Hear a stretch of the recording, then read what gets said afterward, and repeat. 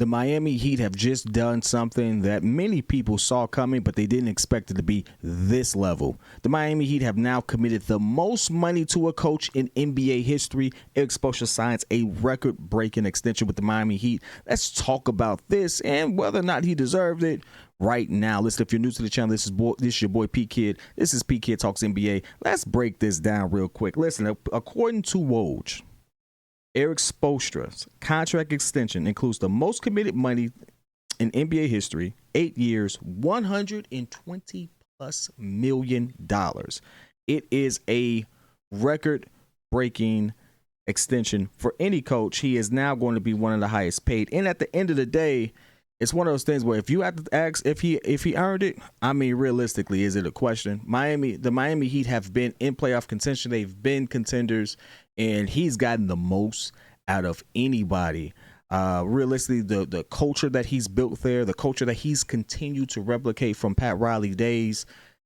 I mean, realistically, Coach Spo has come a long way, and he's a true poster boy of what hard work looks like. Coming all the way from the video room to being a head coach, to having a super team and making the most out of that. They win 2 out of 4. To even outside of that, being able to get the most out of players like Jimmy Butler and carry them to the finals. I mean, realistically, no one had the Miami Heat in this position. Like, no one thought the Miami Heat would be as good as they've been in these last 5 years.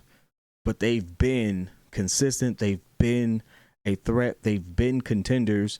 And they just grind. And that's all a testament to the hard work and dedication that Erik Spoelstra brings and his ability to get the most out of his players. The one thing I love about Espo, I kid you not, it's not because I'm not, it's no LeBron hate. But typically when you have a superstar on your team and on your roster, head coaches seem to get a little timid. They're pressed, but not as much, especially when they're unsure of their positioning and things of that nature.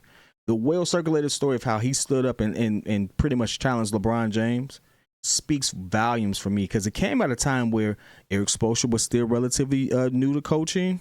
He finally got the team, this super team. He had never been in that situation before. Like I mean, all the signs would point to that. If it was any other coach, and we've seen it, LeBron gets that person out of there.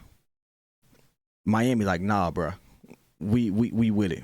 And Espo stood up for himself, and that was one of my most famous and most impressive stories I've heard of Erik Spoelstra. Another one actually comes with him and Jimmy Butler actually getting into it, and Jimmy Butler actually willing to go there with him, and him not standing down. Erik Spoelstra is shorter than me. I'm willing to bet he weighs less than me. Jimmy Butler, a dog.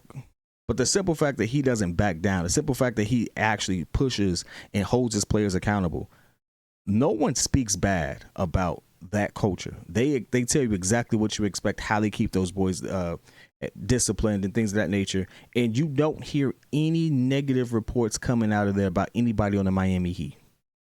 And we're talking about they're in Miami.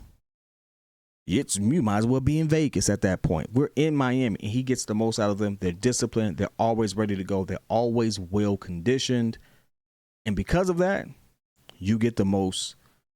You get the most out of that culture. Actually, breeds success, and it's even breeding success when people you don't expect. Who the heck thought Jaime Jaquez? Where the heck did this guy come from? Now, again, every coach has his lapses and stuff like that, but if you ask me, Erik Spoelstra absolutely deserved this bag. He's done everything you would want from a coach, and his record speaks for itself. He has rings to back it up. To me, he's one of the best coaches to have ever coached, simply because of how he's managed these personalities, and on the flip side, who he has how his success outside of the super teams. Some coaches literally have inherited teams, and you wonder what they look like if they didn't have those players. Erik Spoelstra doesn't have that issue. Now, does he have the ring? No, he doesn't have a ring outside of his super team. But he's been to the finals. He's coached up teams that you didn't expect to be there to be competitive. Not many coaches in NBA history can say that. Phil Jackson can't say that. Phil Jackson, outside of the Bulls and Lakers, you can't say coached up a team without a all-time great on it. Jimmy Butler, to me, is going to be is a really good player. He may go down as he's one of those people. Maybe if Tracy McGrady's top 75, Jesus. But even still, you can debate whether or not the players he has now are all time great. Any of them. But what you can't debate is the fact that they compete and they've had success outside of it. But I want to hear your thoughts, man. Whether it's love, whether it's hate, put it in the chat. I'll be there with you. Erik Spoelstra gets the bag. $120 million, most money committed to a coach in NBA history. Man, got the bag. I need to go ahead and hit him up for a loan, I'll let you.